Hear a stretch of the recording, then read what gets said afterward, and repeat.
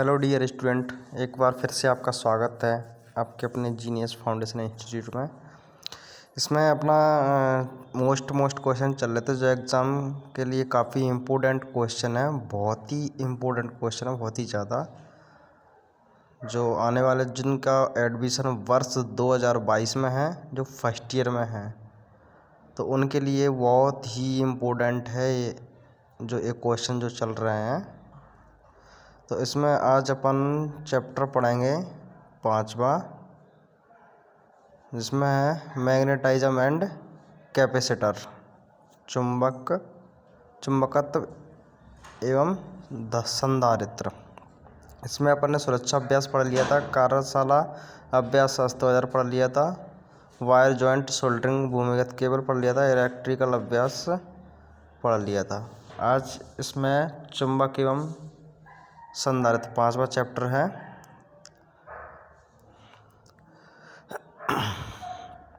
तो इसमें पहला क्वेश्चन है, इलेक्ट्रोलाइटिंग संधारित्र का क्या प्रभाव होता है अगर खुला परिपथ दोष है। इलेक्ट्रोलाइटिक संधारित्र मतलब होता है कैपेसिटर, जिसको गांव की भाषा में कैपेसिटर को बोलते हैं कंडेंसर। तो इलेक्ट्रोलाइटिक संधारित्र का प्रभाव क्या होता है अगर खुला परिपथ दोष होता है। तो ऑप्शन ए में कार्य नहीं करेगा, बी में है यह एक बार में फट जाएगा, यह लीक हो जाएगा, ऑप्शन डी में यह समान रूप से कार्य करेगा। तो इसका करेक्ट आंसर हो जाएगा ए वाला, यह कार्य नहीं करेगा। चलते हैं नेक्स्ट क्वेश्चन की तरफ। परिपथ की कुल धारिता की गणना कीजिए। तो इसके लिए मैंने क्लास में न्यूमेरिकल सवाल करवाए थे एक बार, और मैं इसकी ऑनलाइन यूट्यूब पर वीडियो डाल दूंगा जो इस सवाल दिया है। तो फिलहाल तो इसका आंसर आप याद कर लीजिए। यहाँ पर 30 दिया है, 30 फैराड, यहाँ पर 10 फैराड, यहाँ पर 30 फैराड, ऐसा दिया है। इसका करेक्ट आंसर हो जाएगा 6 micro farad, 6 micro farad. Next question है, यदि घुमावों के बीच की दूरी बढ़ती है तो प्रेरक का प्रभाव क्या है। घुमावों के बीच की दूरी बढ़ती है तो प्रेरण का कार्य। घुमावों मतलब क्या होता है, जो मोटर के अंदर भरते हैं तो तारों के जो अंटे लगाते हैं उसको टर्न देते हैं, तार भरते हैं, उसको बोलते हैं घुमावों। की बीच की दूरी बढ़ती है तो प्रेरक पर क्या प्रभाव पड़ेगा। तो यदि घुमावों के बीच की दूरी बढ़ती है तो प्रेरक का क्या प्रभाव पड़ेगा। तो प्रेरक बढ़ेगा, ये इसका करेक्ट आंसर है। अनुचुंबकीय पदार्थ कौन सा है। देखो आपके सामने अनुचुंबकीय पदार्थ, पैरामैग्नेटिक मटेरियल, ठीक। तो अनुचुंबकीय पदार्थ है इसमें से जो है अनुचुंबकीय पदार्थ, जल, वायु, इस्पात, कांच, ये है। तो इसका करेक्ट आंसर हो जाएगा ए वाला। ये क्या है, अनुचुंबकीय पदार्थ है, वायु, ठीक। नेक्स्ट क्वेश्चन की तरफ चलते हैं। एक संधारित्र की धारिता का मान क्या होगा यदि 33 वोल्ट के लिए 0.5 कूलम आवेश की आवश्यकता हो। तो इस सवाल को मैं वीडियो बना के आपको भेजूंगा। उस वीडियो के अंदर सवाल ही सवाल रहेंगे पूरे। इसका सवाल लिख लेना फिलहाल, तो उसका करेक्ट आंसर जो है ए रहेगा, 0.014 फैराड। पराचुंबकीय पदार्थ कौन सा है। डायमैग्नेटिक मटेरियल, ये भी ध्यान रख लेना, इंग्लिश में भी आपको नाम याद रखना है, ये डायमैग्नेटिक मटेरियल, और पराचुंबकीय पदार्थ हिंदी में। तो पराचुंबकीय पदार्थ कौन सा होता है, इसमें ऑप्शन में दिया है ए में लकड़ी, बी में निकल, सी में प्लेटिनम, डी में मैग्नीज। तो इसका जो करेक्ट आंसर रहेगा ए, लकड़ी। चलते हैं नेक्स्ट क्वेश्चन की तरफ। आर एफ युग्मन परिपथ में किस प्रकार के कैपेसिटर का उपयोग किया जाता है? आर एफ युग्मन परिपथ। ये एक क्या होता है? सर्किट का नाम है। तो इसमें कौन सा कैपेसिटर उपयोग होगा? तो मोनोलिथिक कैपेसिटर। बी इसका करेक्ट आंसर हो जाएगा। नेक्स्ट क्वेश्चन है, फ्लक्स घनत्व की इकाई क्या है? काफ़ी इम्पोर्टेंट क्वेश्चन है ये। फ्लक्स घनत्व की इकाई, एसआई इकाई या एसआई मात्रक भी आ सकता है पेपर में। तो ये जो है इसका करेक्ट आंसर, इसका ऑप्शन ए में दिया टेस्ला, बी में दिया वेबर, सी में दिया वेबर प्रति मीटर और डी में दिया एम्पियर टर्न। तो इसका जो करेक्ट आंसर हो जाएगा टेस्ला। तो फ्लक्स घनत्व का एसआई मात्रक क्या है? टेस्ला। ठीक, नेक्स्ट क्वेश्चन में चलते हैं। आप एक विद्युत चुंबक की खींचने की ताकत कैसे बढ़ा सकते हैं? आप एक विद्युत चुंबक की खींचने की ताकत कैसे बढ़ा सकते हैं? क्षेत्र की तीव्रता बढ़ाएं, कुंडली में करंट कम करें, कुंडली में घुमावों की संख्या बढ़ाएं, पदार्थ के BH वक्र को बढ़ाएं। तो क्षेत्र तीव्रता बढ़ाकर, ए इसका करेक्ट आंसर हो जाएगा। नेक्स्ट क्वेश्चन चलते हैं। यदि विद्युत आवेश Q है, वोल्टेज V है, संधारित्र C की सही अभिव्यक्ति क्या है? तो मतलब उसका कहने का यह है कि धारिता का सूत्र क्या है? धारिता C बराबर होता है Q/V। ऑप्शन में ए में दिया C बराबर Q/V, ऑप्शन बी में दिया C बराबर V/Q, ऑप्शन सी में दिया C बराबर QV और C बराबर दिया अंडर रूट में VQ। तो इसका जो करेक्ट आंसर रहेगा ए वाला रहेगा, C बराबर Q/V। कौन सा पदार्थ अनुचुंबकीय पदार्थ है? तो कौन सा पदार्थ है? अनुचुंबकीय पदार्थ है। ए में दिया क्लीट वायरिंग, बी में दिया तावा, सी में दिया बिस्मथ, डी में दिया है ग्रेफाइट। तो इसका करेक्ट आंसर हो जाएगा बी, तावा। आपसे मेरा फिर से मैं एक ही बात बोलना चाहूँगा कि जितने भी क्वेश्चन मैं करा रहा हूँ उसके यहाँ से लेके यहाँ से क्वेश्चन को नोट कर लिया करो और नीचे उसके नीचे आंसर लिख के उसका सही आंसर नोट कर लिया करो। ये आपके लिए एग्ज़ाम में बहुत ही हेल्पफुल होने वाला, आपको बहुत हेल्प मिलेगी। और ये सभी क्वेश्चन हैं बहुत ही इम्पोर्टेंट क्वेश्चन हैं जो मैं करा रहा हूँ वो। ठीक, नेक्स्ट क्वेश्चन की तरफ चलते हैं। धारिता के मान को कैसे कम किया जा सकता है? संधारित्र जो रहता है कैपेसिटर में, धारिता के मान को कैसे कम किया जाता है? प्लेटों के क्षेत्रफल को बढ़ाकर, बी में दिया प्लेटों के प्रतिरोध को बढ़ाकर, सी में दिया प्लेटों के मध्य दूरी बढ़ाकर, उच्च पराविद्युत नियतांक पदार्थ का उपयोग करके। संधारित्र के मान को कैसे कम किया जा सकता है? संधारित्र के मान को कैसे कम किया जाता है? प्लेट क्षेत्रफल को प्लेटों के मध्य दूरी बढ़ाकर, सी इसका करेक्ट आंसर हो जाएगा। नेक्स्ट क्वेश्चन है, परमेबिलिटी के परिवर्तित होने का क्या कारण है? तो बी इसका करेक्ट आंसर है, फ्लक्स घनत्व। परमेबिलिटी के परिवर्तन होने का क्या कारण है? फ्लक्स घनत्व। जे बी इसका करेक्ट आंसर याद कर लेना। नेक्स्ट क्वेश्चन है, परमेयंस की इकाई क्या है?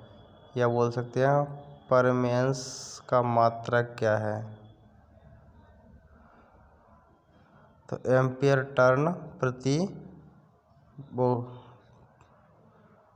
मिस्टेक हो गया। इसका जो करेक्ट आंसर, हाँ, बी रहेगा। इसका करेक्ट आंसर जो है बी रहेगा। परमेयंस की इकाई वेबर प्रति एम्पियर टर्न, बी इसका करेक्ट आंसर हो जाएगा। ए पर तो हमारी उंगली लग गई थी इसलिए वो लग गया था, लेकिन इसका करेक्ट आंसर है बी, वेबर प्रति एम्पियर टर्न। ये परमेयंस की इकाई है। नेक्स्ट क्वेश्चन है, संधारित्र में धारिता का मान किस कारक के द्वारा निर्धारित हो रहा है। संधारित्र में धारिता का मान किस कारक पर निर्धारित हो रहा है? तो प्लेटों के क्षेत्रफल, ए इसका करेक्ट आंसर हो जाएगा। अगला क्वेश्चन है, परिनालिका में कुंडली क्षेत्र की दिशा खोजने के लिए कौन सा नियम उपयोग किया जाता है, लागू किया जाता है? तो इसका जो कॉर्क स्क्रू नियम ऑप्शन ए में दिया है, बी में दिया दाहिने हथेली का नियम, सी में दिया फ्लेमिंग का बाएं हाथ का नियम, डी में दिया फ्लेमिंग का दाएं हाथ का नियम। तो इसका करेक्ट आंसर है बी, दाहिने हथेली का नियम। परिनालिका में कुंडली क्षेत्र की दिशा खोजने के लिए दाहिने हथेली का नियम ज्ञात किया लगेगा इसमें। नेक्स्ट क्वेश्चन में रिलैक्टेंस की इकाई क्या है? तो रिलैक्टेंस की जो इकाई होती है एम्पियर टर्न प्रति वेबर, सी इसका करेक्ट आंसर है।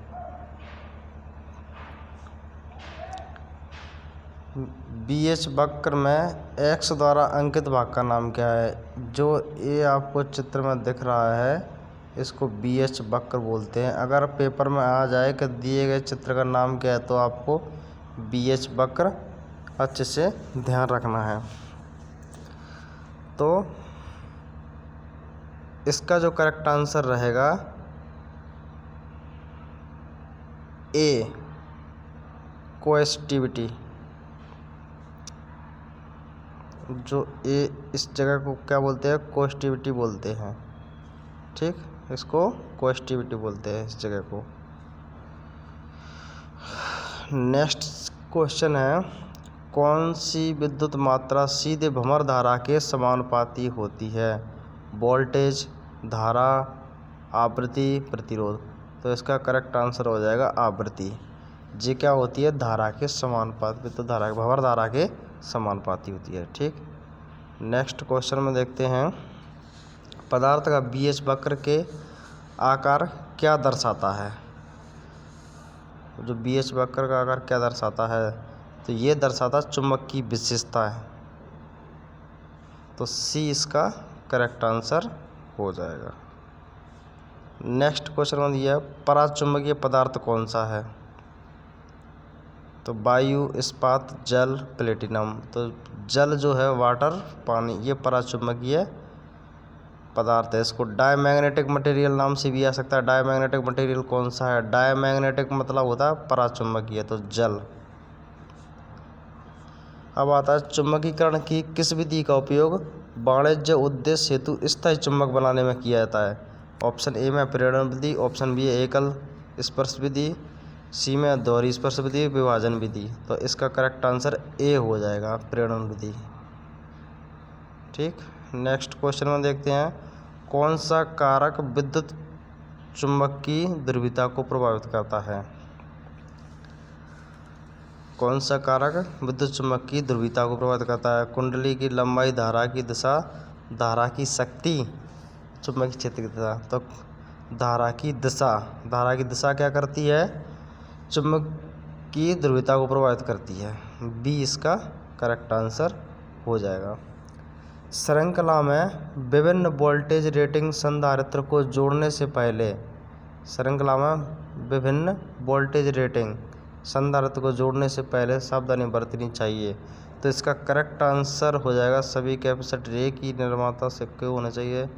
प्रत्येक कैपेसिटर वोल्टेज ड्रॉप इसकी वोल्टेज रेटिंग से कम होना चाहिए। तो बी इसका करेक्ट आंसर हो जाएगा। ठीक, चलते हैं नेक्स्ट क्वेश्चन की तरफ। नेक्स्ट क्वेश्चन दिया है, चुंबकीय क्षेत्र में रखी गई आसपास की धातु पर क्या प्रभाव पड़ेगा? यदि कोई धातु है लोहे की है, वो चुंबकीय क्षेत्र में रखी हुई है तो उस पर क्या प्रभाव पड़ेगा? ए ऑप्शन दिया हिस्टेरेसिस, बी में दिया स्कैन प्रभाव, सी में दिया है भंवर धारा जिसको एडी करंट बोलते हैं, डी में दिया है पराविद्युत तनाव। तो भंवर धारा इसका करेक्ट आंसर हो जाएगा डी। यदि कोई धातु को चुंबकीय क्षेत्र में रख दो तो उसमें भंवर धारा उत्पन्न हो जाती है, एडी करंट। ठीक, नेक्स्ट क्वेश्चन है, चुंबक की कौन सी विशेषताएं दर्शाई गई हैं। इस चुंबक में कौन सी विशेषता दर्शाई गई हैं? तो द्विदिशीय विशेषताएं दर्शाई गई हैं। ए इसका करेक्ट आंसर है। ठीक, नेक्स्ट क्वेश्चन में चलते हैं। फ्लक्स घनत्व हमेशा चुंबकीय बल के पीछे रहता है, किसको परिभाषित करता है? हिस्टैरिसीस को, चुंबकीय तीव्रता को, चुंबकीय प्रेरण को। अब तो ए इसका करेक्ट आंसर हो जाएगा। हिस्टैरिसीस को परिभाषित करता है। इसमें बी एच बाकर फ्लक्स घनत्व हमेशा पीछे चुंबकीय बल के पीछे चलता है। फ्लक्स हमेशा चुंबकीय बल के पीछे रहता है, तो इसका ए करेक्ट आंसर हो जाएगा। नेक्स्ट क्वेश्चन में देखते हैं। नेक्स्ट क्वेश्चन में है, किस प्रकार का संधारित्र अतिरिक्त इलेक्ट्रॉन के लिए उपयोग अंतरिक्ष इलेक्ट्रॉनिक्स के लिए उपयोग किया जाता है? किस प्रकार का संधारित्र अंतरिक्ष इलेक्ट्रॉनिक्स के लिए उपयोग किया जाता है? प्लास्टिक फिल्म ए में दिया, बी में दिया है सिरेमिक डिस्क प्रकार, सी में दिया है इलेक्ट्रोलाइट एल्यूमिनियम प्रकार, डी में दिया है इलेक्ट्रोलाइटिक टेट्रल प्रकार। तो डी इसका करेक्ट आंसर हो जाएगा। ठीक, नेक्स्ट क्वेश्चन में चलते हैं। धारिता की इकाई क्या है? सबसे इम्पोर्टेंट क्वेश्चन तो सभी है, लेकिन ये इम्पोर्टेंट में और इम्पोर्टेंट है। धारिता की इकाई जो होती है वो फैरड होती है। मोह चालकता की इकाई होती है। धारिता जो है फैरड जो है धारिता की इकाई है। कूलाम का की इकाई विद्युत आवेश की, मोह का की है चालकता की। ठीक, हेनरी भी होती है। नेक्स्ट क्वेश्चन देखते हैं। यदि संधारित्र में प्लेटों की दूरी कम हो जाती है तो धारिता के मान में क्या प्रभाव पड़ेगा? तो डी इसका करेक्ट आंसर हो जाएगा। धारिता बढ़ जाएगी। अगर संधारित्र प्लेटों के बीच की दूरी कम हो जाएगी तो धारिता बढ़ जाएगी। इस बात का ध्यान रखना। तो वीडियो को ऐसा होगा पढ़ा ना करें, इसको पढ़ते रहा करो, काफ़ी मदद मिलेगी एग्ज़ाम में, नहीं तो परेशान हो जाओगे। 2 साल की आईटी 4 साल में करते फिरोगे, तो इसको पढ़ते रहा करो। वायु कैपेसिटर का उपयोग किस उपकरण में किया जाता है? वायु कैपेसिटर का उपयोग किस उपकरण में किया जाता है? टीवी ट्यूनर में, बी में दोहरेत्र में, सी में लाउड स्पीकर, डी में दिया रेडियो रिसीवर में। तो डी इसका करेक्ट आंसर है। तो वायु कैपेसिटर का उपयोग रेडियो रिसीवर में किया जाता है। ठीक, नेक्स्ट क्वेश्चन है। विद्युत परिपथ में चालकता के लिए चुंबकीय परिपथ में समान शब्द क्या है? विद्युत परिपथ में चालकता के लिए चुंबकीय परिपथ, तो इसमें रिलेक्टिविटी, परमियंस, रिलेक्टेंस, परमिबिलिटी। तो परमियंस बी इसका करेक्ट आंसर हो जाएगा। नेक्स्ट क्वेश्चन है। चुंबकीय बाग बल की इकाई क्या है? एम्पियर प्रति मीटर स्क्वायर, बी में दिया है एम्पियर मीटर, सी में दिया है एम्पियर टर्न और डी में दिया है एम्पियर टर्न। तो सी इसका करेक्ट आंसर हो जाएगा एम्पियर टर्न।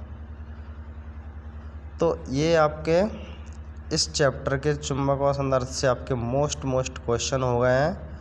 तो इनमें से आपको ये मान के चलना, आप सभी क्वेश्चन को एक नोटबुक ले लेना, उसमें क्वेश्चन और उतार लिया करो और उसका सही आंसर उसको उतार लिया करो। जैसे ये क्वेश्चन है तो यहाँ से इसको उतारना चालू करना कि चुंबकीय बाग बल की इकाई क्या है, और जिसको बोलते हैं मैग्नेटिक मोटिव फोर्स। एग्जाम में एमएमएफ नाम से भी आ जाता है। एमएमएफ की इकाई क्या है? एमएमएफ का पूरा नाम होता है मैग्नेटिक, एमएमएफ का पूरा नाम लिख लो, magnetic motive force. Magnetic motive force. तो एम्पियर टर्न से इसका आंसर हो जाएगा। तो वीडियो को अपने साथ के सभी छात्र जो आईटीआई कर रहे हैं उन सबको शेयर कर दिया करो, क्योंकि उनका भी भला हो जाए। क्योंकि ये जो एग्ज़ाम के लिए काफ़ी इम्पोर्टेंट है, इन्हीं से जो भी होना है, इन्हीं से सब कुछ आना है। आज के लिए इतना ही काफ़ी है। मिलते हैं नेक्स्ट वीडियो में। Thank you. जय हिंद, जय भारत।